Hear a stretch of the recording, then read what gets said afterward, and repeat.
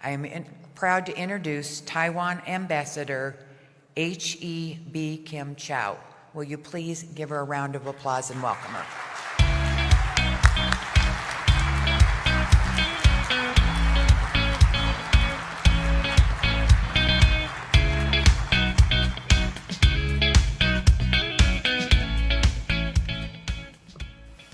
Thank you, Karen, for that kind introduction.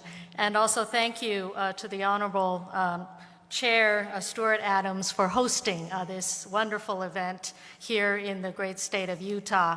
I'm so honored to be able to be here in person to use this occasion to express my gratitude to so many of you, to ALEC, and to the so many outstanding freedom-loving legislators around the United States for your friendship and support for the bilateral relationship with my country, Taiwan.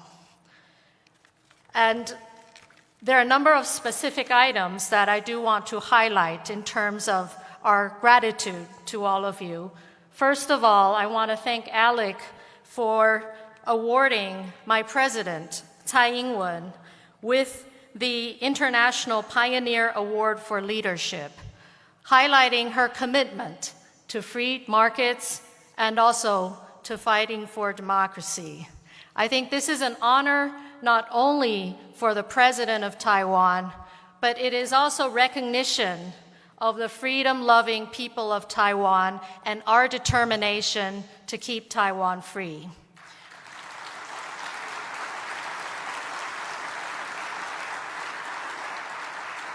I often say that you are living in the land of the free.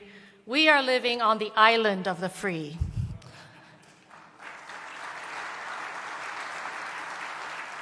I also want to thank ALEC for including in your model policy last year the agenda of supporting a bilateral trade agreement with Taiwan.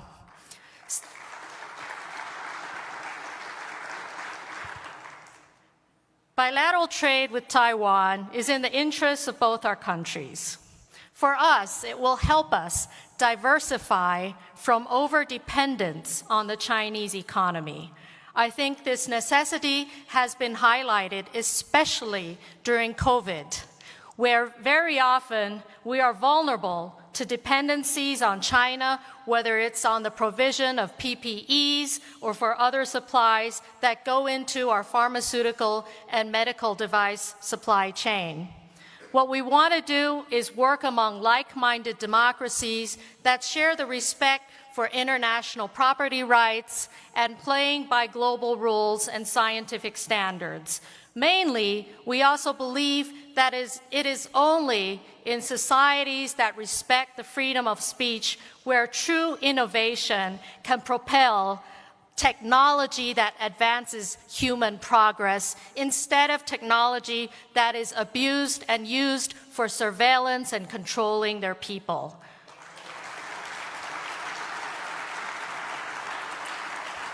So in the spirit of thanking you for supporting the relationship in trade and economic ties with Taiwan through your model policy, I also want to thank the many of you who have signed up on the letter outside addressing the White House in advancing that appeal to take action in supporting trade with like-minded democracies like Taiwan. I also want to thank many of you who have passed resolutions in the various state legislatures in support of the friendship and partnership with Taiwan. Now, I'm an ambassador now. I work in Washington, D.C., but I used to be like you. I came from a legislature in Taiwan. I understand that all politics are local. And when we go back to our constituents, we want to deliver on economic progress. We want to deliver on the common values that we share. And I want to say that although Taiwan, we're in the state of Utah now, our size is only about 15% the size of Utah. But we are the 8th largest consumer of American agricultural products in the world. Which means per capita-wise, each Taiwanese citizen is the second largest consumer per capita-wise of American agricultural products, just second to Canada. So we love American agricultural products. We also love American technology that is based on ingenuity and innovation in an environment of freedom. We are also fans, and of course we depend also on American energy exports that help propel our economy and our industry. So this is a bilateral partnership that reinforces our strengths, and we help each other. Let me give you another concrete example. We just heard from the Senate President from the state of Arizona. Now, Taiwan's semiconductor company, TSMC, is now working on a $12 billion investment in Arizona to produce semiconductor chips.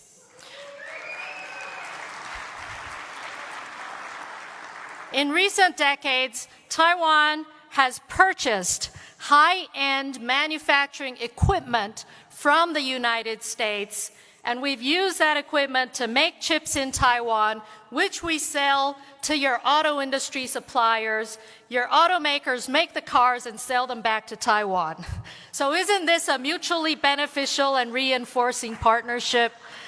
And it would be even better if we could ensure that in Taiwan, as we are a freedom-loving society, we keep Taiwan as a democracy. So in addition to supporting our trade, thank you, partnership, I want to thank so many of you for also supporting the defense partnership as well as the political relationship that is based on our common values of freedom and democracy, as well as our common interests in ensuring the peace and stability of the Indo-Pacific region, as well as the prosperity of both our economies. Taiwan stands on the front line of confronting the Communist Party of China. We are under daily coercion on the political level, economic level, as well as militarily. And the United States has always been the most reliable friend and partner of Taiwan as we are confronting coercion from the CCP. You know, when I first started out in politics, Taiwan was just holding our very first ever presidential election, and that was in 1996. And China responded to our very first election by firing missiles against Taiwan. They have a very low anger threshold.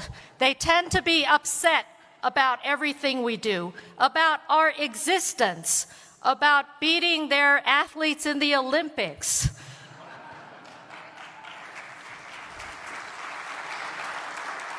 But I think what's most important is that we work together to preserve our democracy. It's not only important for the people of Taiwan, it is important for all the freedom-loving people in the world, because the Chinese Communist Party has a narrative.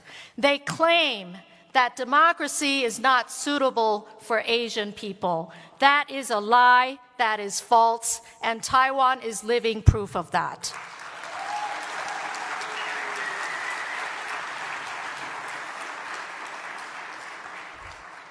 So thank you again for your steadfast support for Taiwan, and we look forward to working with all of the state legislatures on continuing to advance our economic partnership in so many ways.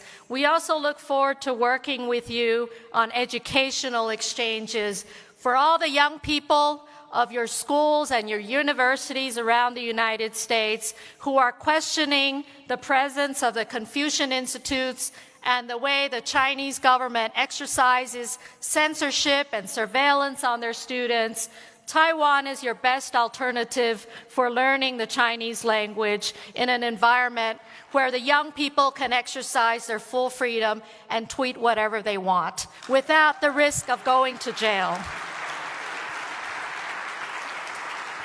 So we have a lot of work to do, and thank you again to Alec and such strong enthusiasm for this partnership that continues to be so meaningful for democracy, for freedom, for our values, as well as for our interests.